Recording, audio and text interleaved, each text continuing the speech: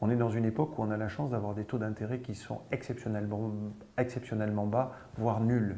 C'est-à-dire qu'on peut emprunter entre 1 et 2 %. Il faut absolument que nous, les entreprises, on ait un accès simplifié. Alors là, moi, dans mon petit coin, je me marre parce qu'on nous dit à chaque fois que c'est de plus en plus simple. Moi, je remarque simplement qu'à la tête de mes PME, c'est toujours un petit peu plus compliqué. Que quand on demande un effort à nos banquiers, à chaque fois, il nous met un peu plus de contraintes. Et la seule possibilité qu'il a de me prêter de l'argent, c'est que je me porte caution personnelle sur mes biens. Est-ce que la seule réponse à entreprendre dans notre pays, c'est le fait que le chef d'entreprise soit obligé de gager ses biens et ceux de sa famille sa vie durant? Moi, je ne le crois pas.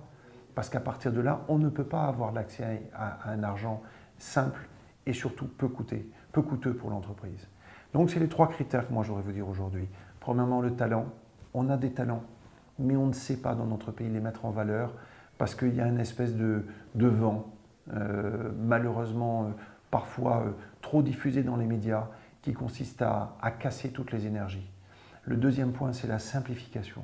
Si on ne simplifie pas le processus administratif et social de nos entreprises, bien avant les sujets fiscaux.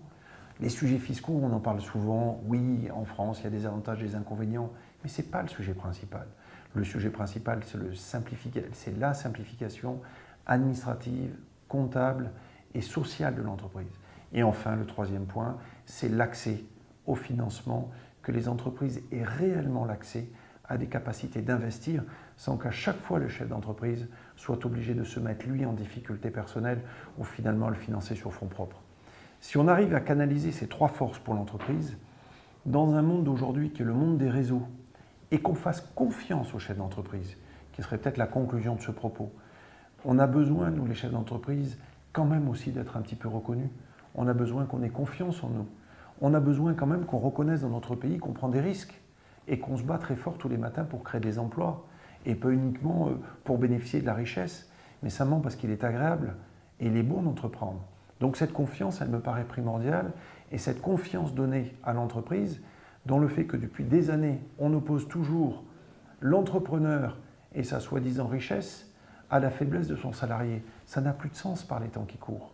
Et ça n'a plus de sens dans l'économie mondiale, surtout quand on voit le modèle économique et social français.